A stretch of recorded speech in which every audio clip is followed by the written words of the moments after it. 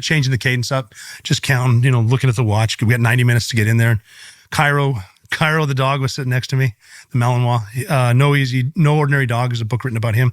His handler, Chesney, was right here. Good dog. He's the best dog. He was the best dog I've ever worked with. Cairo was the best. What made him? I don't know. He was smart. He was just a good boy. He'd been shot before, in the chest, in a gunfight. No way. Yeah. And when a dog gets shot, he's just dead. And it was a really weird gunfight a couple of years before. We were doing vehicle interdictions.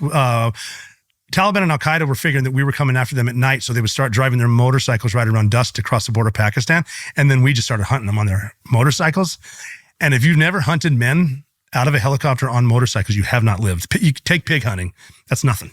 Hunting guys on motorcycles. So we got in a fight one night where we found the low ground. We ended up in the low ground. We had to split it up. I had to flank some guys up here, and these guys went down there, and we could hear my guys in a fight, and they said, "Hey, we got a friendly wounded in action." And I asked, "Who is it?" I wanted a call sign because if you tell a call sign, you don't know who it is, but I know exactly who it is.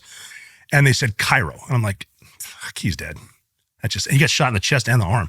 But the guy with him, who was actually the point man on the Bin Laden raid, got to him and shaved him and put a chest seal on him. The pilots came in under fire and pulled him out. And then and the surgeons were waiting for him and they saved him. Ugh. So Cairo lived, and the pilots landed under fire to save the dog? Yep. Because that does make you love America. Yes, because he's one of the guys. Yes. We're his pack. Other countries don't do stuff like that. So he went on trips with us again, and he actually got PTSD because we'd be on targets and we'd tell him to go in a room, and he'd kind of, "You sure?" Like, "Yes, go. That's your job. Get in there." But then he went on the Bin Laden raid, and he was. So why do you? Pardon my ignorance. Why do you bring a dog on a raid? He can smell them. He can find them. People hiding. I've had him open secret doors for me. Like, get on their hind legs and push something, and it opens in a castle. Just weird Afghanistan stories. They'll chase people down. They'll corner them. They just like finding a grouse. Yeah. And they're even a Cairo. I read stories that he had some $20,000 titanium teeth, which is bullshit. He had one tooth because of a gum disease. He was there for his nose, and his job was he had one tooth. He was just a good boy. But he was with us always. He was one of the dogs that could. When we were overseas, we would have the stadium seating with leather couches to watch when we're not working, watch TV, and everyone could sit there.